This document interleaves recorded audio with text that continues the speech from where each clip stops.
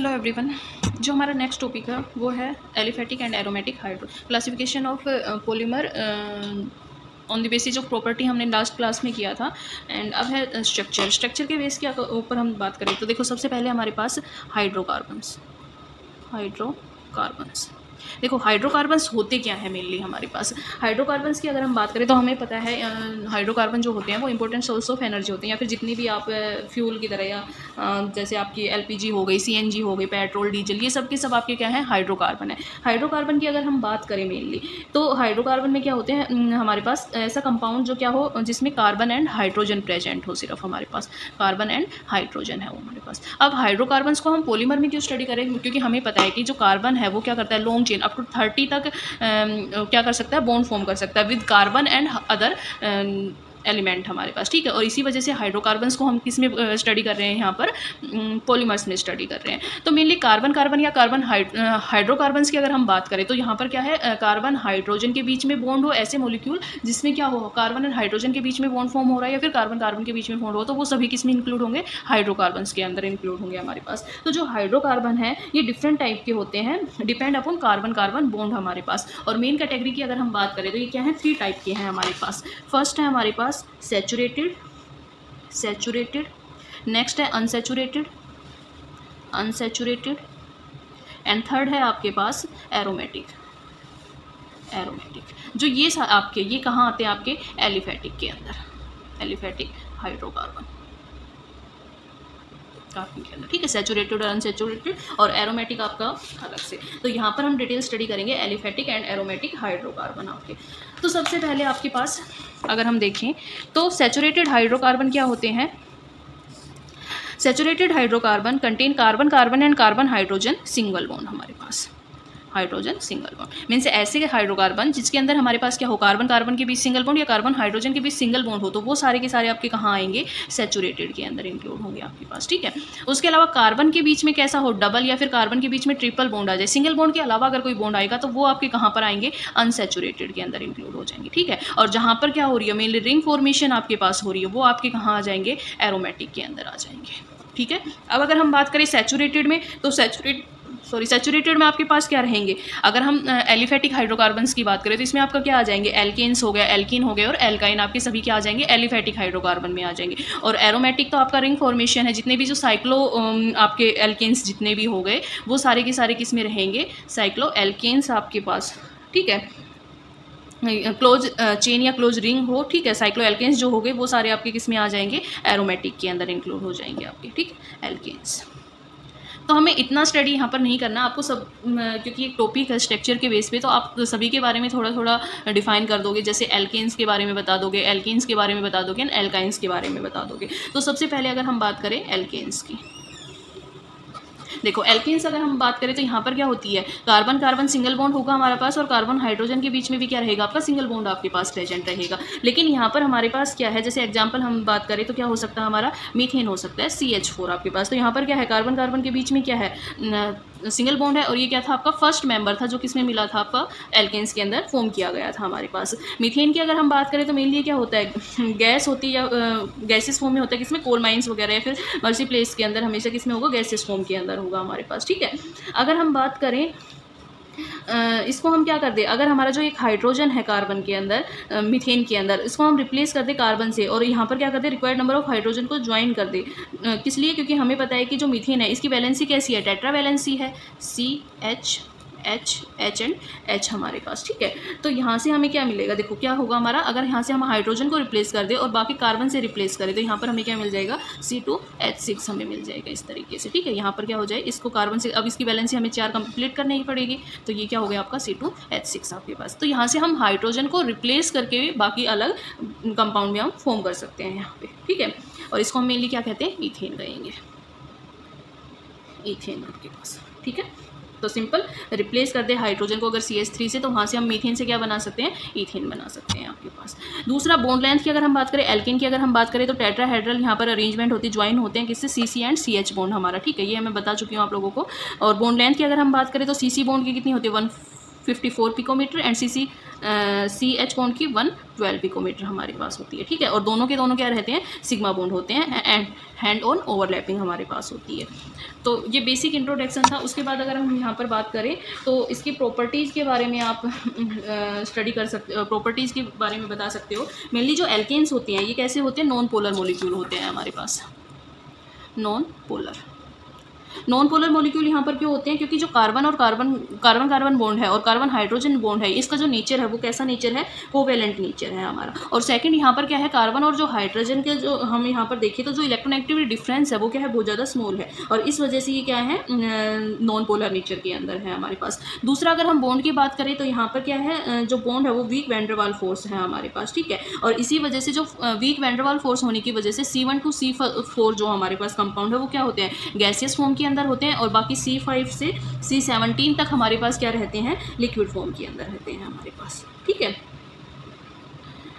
या फिर हम सिंपल ये भी कर सकते हैं कि यहाँ पर क्या होता है, 18 से ज़्यादा कार्बन अटैच हो सकते हैं, लेकिन टेम्परेचर रेंज आपकी क्या होनी चाहिए, 18 कार्बन जो एटम है और मोर जो है वो सॉलिड रहेंगे कितने टेम्परेचर पे, 298 केल्विन के ऊपर। अगर इससे ज़्यादा टेम्परेचर आपका होता है तो वहाँ पर क्या हो जाएंगे, लिक्विड फॉर्म के अंदर कन्वर्ट हो जाएंगे। ये कलरलेस होते हैं और मेनली क्या रहते हैं, ऑर्डरलेस होते हैं आपके। तो ये मेनली इसकी प्रॉपर्टीज़ थी हमारी फिजिकल प्रॉपर्टीज़, ठीक है। दूसरा अगर हम बात करें तो जो बॉइलिंग पॉइंट होता है एल्किन्स का, वो क्या होता है, वहाँ पर जैसे जैसे मोलिकुलर मास इनका इंक्रीज करेगा वैसे वैसे बॉइलिंग पॉइंट भी इनका क्या करेगा, इंक्रीज करेगा। क्यों, क्योंकि यहाँ पर क्या है, जो इंटरमोलिकुलर वैन डर वाल जो फोर्स है वो इंक्रीज करता है जैसे जैसे मोलिकुलर साइज हमारा इंक्रीज करता है। और दूसरा जैसे सरफेस एरिया, क्योंकि अगर साइज इंक्रीज कर रहा है तो सरफेस एरिया भी वहाँ पर इंक्रीज कर रहा है, और इस वजह से हमारे पास बॉइलिंग पॉइंट क्या करेगा, इंक्रीज करेगा हमारे पास। केमिकल प्रॉपर्टीज़ की बात करें तो जैसे आपकी सब्स्टिट्यूशन रिएक्शन हो गई, कंबशन रिएक्शन हो गई, ये सभी की सभी इसकी क्या हो जाएंगी, केमिकल प्रॉपर्टीज हो जाएंगी आप। नेक्स्ट इसमें आपके पास आएगा एल्कीन्स। एल्कीन्स की अगर हम बात करें तो यहाँ पर क्या होता है, कार्बन अनसैचुरेटेड हाइड्रोकार्बन है और जिसमें कम से कम क्या रहता है, एक डबल बॉन्ड हमारे पास प्रेजेंट होता है। एल्कीन्स की अगर हम बात करें तो कार्बन कार्बन डबल बॉन्ड हमारे पास प्रेजेंट रहेगा यहाँ पर, ठीक है। और जो एल्कीन का जो जनरल फॉर्मूला था वो क्या था, CnH2n+2 आपके पास, ठीक है। एन यहाँ पर नंबर ऑफ हाइड्रोजन, ये क्या है, एन आपका कार्बन, नंबर ऑफ कार्बन, और 2n+2 ये क्या है, नंबर ऑफ हाइड्रोजन एटम है आपके पास। तो एल्कीन का जो फॉर्मूला होगा वो आपका क्या हो जाएगा, CnHn2n। मीन्स क्या रहेगा, जो हाइड्रोजन है वो एटलीस्ट 2 लेस रहेंगे, क्योंकि यहाँ पर क्या हो रहा है, डबल बॉन्ड फॉर्म हो रहा है, और डबल बॉन्ड फॉर्म होगा तो यहाँ से क्या हो जाएंगे, 2 जो हाइड्रोजन है वो रिमूव हो जाएगी।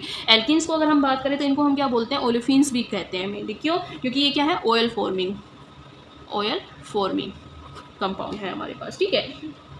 फर्स्ट मेंबर की अगर हम बात करें तो क्या है आपका, इथाइलिन है आपका, इथाइलिन, या फिर हम इसे क्या कहते हैं, इथीन भी बोलते हैं, C2H4। और ये क्या होता है, ऑयली लिक्विड होता है, ठीक है, जो क्लोरीन के साथ मेनली रिएक्ट करता है। स्ट्रक्चर की अगर हम बात करें एंड डबल स्ट्रक्चर की अगर हम देखें तो स्ट्रक्चर हमारे पास क्या है, मेनली यहाँ पर कार्बन कार्बन जो है वो क्या है, डबल बॉन्ड है यहाँ पर। तो डबल बॉन्ड है मीन्स यहाँ पर क्या रहेगा, 1 स्ट्रॉन्ग सिग्मा बॉन्ड आपके पास रहेगा, सिग्मा बॉन्ड आपके पास है, ठीक है। और जो पाई बॉन्ड है वो आपका कैसा रहेगा, वीक रहेगा। जो सिग्मा बॉन्ड स्ट्रॉन्ग है वो यहाँ पर क्या है, कार्बन कार्बन की जो sp2 ऑर्बिटल है वो आपस में ओवरलैप करके क्या कर रही है, हेड ऑन ओवरलैपिंग से क्या बना रही है, सिग्मा बॉन्ड बना रही है। और साइड वाइज ओवरलैपिंग से क्या बन रहा है, आपका पाई बॉन्ड बन रहा है। और हमें पता है हेड ऑन जो ओवरलैपिंग होती है वो क्या होती है, स्ट्रॉन्ग होती है, साइड वाइज जो ओवरलैपिंग होती है वो वीक होती है आपकी वहाँ पर। और इसी वजह से जो पाई बॉन्ड आपका क्या होता है, वीक होता है आपका। पाई बॉन्ड की वजह से, वीक पाई बॉन्ड होने की वजह से जितने भी जो इलेक्ट्रोफिलिक जो रिएजेंट है वो इस पर अटैक करते हैं, और वहाँ से जो ये डबल बॉन्ड है आपका, ठीक है, जो डबल बॉन्ड है ये ब्रेक हो जाता है किसमें, सिंगल बॉन्ड के अंदर। और इसी वजह से जो एल्किन है वो क्या बना देता है, सिंगल बॉन्ड कंपाउंड फॉर्म कर देता है हमारे पास, ठीक है। यहाँ पर हमें से ध्यान रखना, स्ट्रेंथ की अगर हम बात करें तो हमें पता है डबल बॉन्ड जो स्ट्रेंथ होती है वो ज़्यादा होती है compare to single bond strength. हमारे पास कितनी, 681 किलो जूल पर मोल आपके पास, और सिंगल बॉन्ड की कितनी होती है, 348 किलो जूल पर मोल आपकी होती है यहाँ पर, ठीक है। तो ये था आपका यहाँ पर structure and double bond character. उसके बाद है प्रॉपर्टीज़ की अगर हम बात करें तो जो एल्कीन्स आपके पास होते हैं ये क्या है, जो पोलर नेचर के होते हैं मेनली, ठीक है, पोलर नेचर के हैं। और क्या, डिफरेंट आइसोमेरिज्म शो करते हैं, टाइप ऑफ, या फिर हम ये कह सकते हैं टाइप ऑफ आइसोमेरिज्म शो करते हैं, और पोलर नेचर इनका होता है।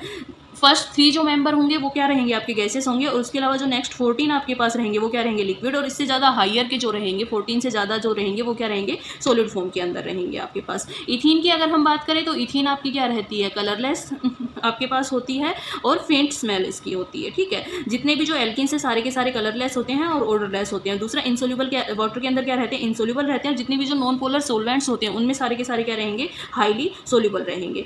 उसके अलावा बॉइलिंग पॉइंट जो है वो रेगुलर इंक्रीज करेगा जैसे जैसे साइज इंक्रीज करता है इनका, ठीक है। तो ये थी इनकी फिजिकल प्रॉपर्टी। केमिकल प्रॉपर्टी की बात करें तो डिफरेंट केमिकल प्रॉपर्टी जैसे एडिशन ऑफ हाइड्रोजन हो गया, हेलोजन हो गया, ये सारी की सारी क्या है इनकी केमिकल प्रॉपर्टीज हैं हमारे पास, ठीक है। और अगर आपको करना भी है तो 11th की बुक से हाइड्रोकार्बन्स का पूरा टॉपिक है, वहाँ पर आप इनकी डिटेल स्टडी कर सकते हो। मैं आपको नोट्स की पिक वगैरह सेंड कर दूँगी, ठीक है। नेक्स्ट है आपके पास एल्काइंस। एल्काइंस की अगर हम बात करें तो ये भी क्या होते हैं, अनसेचुरेटेड हाइड्रोकार्बन होते हैं, ठीक है। और यहाँ पर क्या रहेगा, एटलीस्ट 1 ट्रिपल बॉन्ड आपका प्रेजेंट रहेगा यहाँ पर, ठीक है, बिटवीन 2 कार्बन एटम। यहाँ पर जनरल फॉर्मूले की बात करें CnHn2n-2, तो मीन्स यहाँ पर भी क्या रहेंगे, हाइड्रोजन जो एटम है वो लेस देन रहेंगे आपके एल्केन्स से, ठीक है। फर्स्ट मेंबर की अगर हम बात करें तो आपका फर्स्ट क्या था, इथाइलिन था, इथाइन, और इसको हम क्या बोलते हैं, एसिटाइलिन भी बोलते हैं हमारे पास, ठीक है। जितने भी जो आपके वेल्डिंग प्रोसेस वगैरह जो यूज किए जाते हैं तो उसमें आपका एसिटाइलिन यूज किया जाता है in the form of oxyacetylene flame आपके पास, ठीक है। मेनली क्या होता है, एसिटाइलिन और ऑक्सीजन गैस का मिक्स आपके पास होता है यहाँ पर।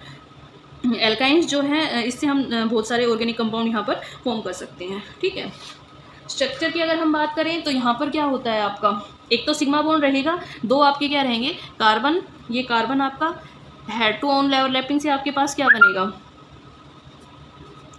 यहाँ पर क्या होगा हाइड्रोजन, एक ये हाइड्रोजन आपका 1s यहाँ पर, और ये आपका क्या रहेगा सिग्मा बॉन्ड sp हाइब्रिडाइज रहेगा यहाँ पर आपका, ठीक है। दूसरा पाई बॉन्ड की अगर हम बात करें, कार्बन आपके पास, तो साइड वाइज ओवरलैपिंग से आपके पास क्या बन जाएगा यहाँ पर इस तरीके से। तो एक तो आपका कहाँ बन जाएगा, ये वाला आपका 2px आपकी हो जाएगी, पाई बॉन्ड आपके पास फॉर्म हो जाएगा, ठीक है। यहाँ पर 2py आपका पाई बॉन्ड आपका सेम यहाँ पर ऊपर दिखा सकते हो, ये क्योंकि ओवरलैपिंग ऊपर हो रही तो नीचे वाली भी ऑर्बिटल ओवरलैप होगी। ये आपकी क्या हो गई, py होगी 2py, और ये आपकी क्या होगी 2px। तो इस तरीके से क्या बनेंगे, 2 पाई बॉन्ड बनेंगे साइड वाइज ओवरलैपिंग की वजह से, ठीक है। दूसरा अगर हम बात करें सिग्मा स्ट्रेंथ जो है, sigma bond triple carbon triple bond की स्ट्रेंथ वो है 283 किलो जूल पर मोल आपकी यहाँ पर रहेगी, ठीक है। डबल बॉन्ड की 681 होती है और सिंगल बॉन्ड की आपकी कितनी होती है 348 आपके पास होती है। दूसरा बॉन्ड लेंथ जो है, ट्रिपल बॉन्ड की बॉन्ड लेंथ सबसे कम होती है, सिंगल बॉन्ड की आपकी क्या रहती है सबसे कम रहती है, सबसे ज़्यादा रहती है आपकी यहाँ पर, ठीक है। तो ये आपका बेसिक इंट्रोडक्शन था। उसके बाद अगर हम प्रॉपर्टीज़ की बात करें तो जो फिजिकल प्रॉपर्टी अगर हम बात करें तो एल्किन और एल्केन से सेम ही फिजिकल प्रॉपर्टी शो करते हैं। जितने जो फर्स्ट 3 मेंबर हैं एल्काइंस के अंदर वो क्या रहते हैं, गैसेस फॉर्म में होंगे। नेक्स्ट जो 8 होंगे वो लिक्विड होंगे, और इससे ज़्यादा जितने भी हायर रहेंगे वो सारे के सारे क्या रहेंगे, सॉलिड रहते हैं। एल्काइंस की अगर हम बात करें तो क्या रहती है, कलरलेस होती है। इथाइलिन जो है वो उसका करेक्टरिस्टिक ऑर्डर हमारे पास होता है, बाकी सारे के सारे क्या रहते हैं, ऑर्डरलेस होते हैं, ठीक है।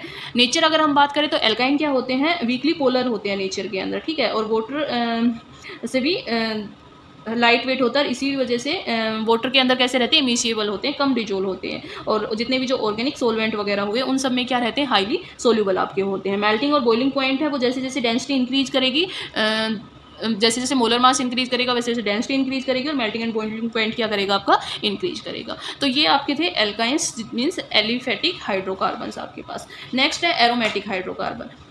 एरोमेटिक हाइड्रोकार्बन की अगर हम बात करें, एरोमेटिक हाइड्रोकार्बन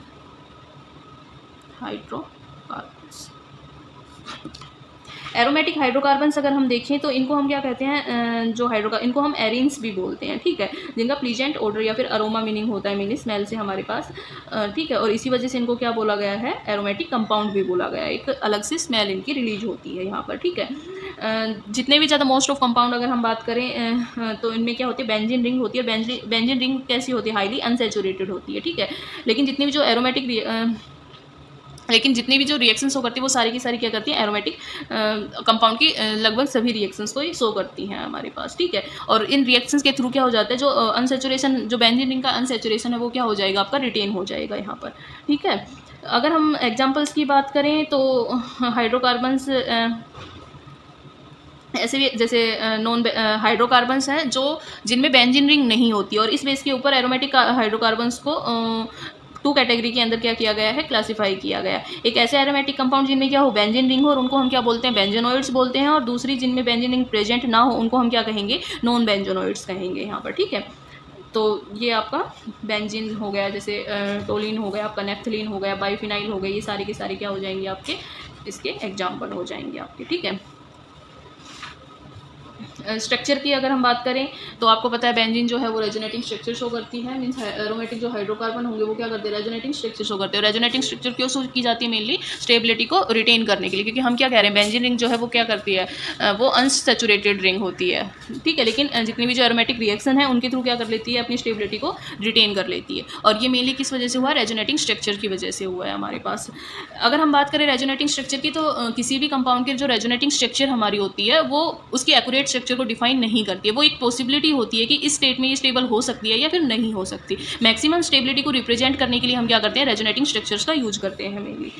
प्रॉपर्टीज़ की अगर हम बात करें, फिजिकल प्रॉपर्टी की, तो जितने भी जो एरोमेटिक हाइड्रोकार्बन होते हैं सारे के सारे कैसे होते हैं, नॉन पोलर नेचर के होते हैं हमारे पास, ठीक है। नॉन पोलर जो नेचर है वो क्यों आ रहा है इनका, क्योंकि कार्बन कार्बन के बीच में क्या है, सिंगल बॉन्ड है। सिग्मा बॉन्ड जो है वो हमारा स्ट्रॉन्ग होता है, लेकिन जो पाई बॉन्ड हमारे पास होता है वो कैसा होता है, वीक पाई बॉन्ड होता है हमारा। और दूसरा हम ये भी कह सकते हैं कि weak van der Waals force भी यहाँ पर काम कर रहा है, और इसी वजह से ये नॉन पोलर नेचर के हमारे पास होते हैं एरोमेटिक कंपाउंड, ठीक है।